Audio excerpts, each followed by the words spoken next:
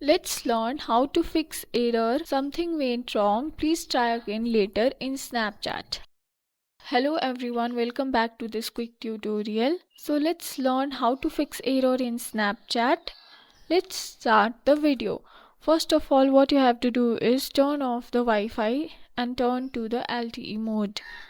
Then what you can do is go to the settings, scroll down to apps. Here tap on manage apps.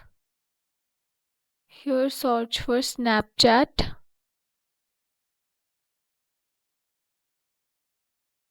Here turn on or enable the offload mode. After that, tap on this uninstall. And here your Snapchat will be uninstalled and reinstall it from the App Store. I hope these tips will help you to fix the errors in Snapchat. Thank you for joining us in this tutorial.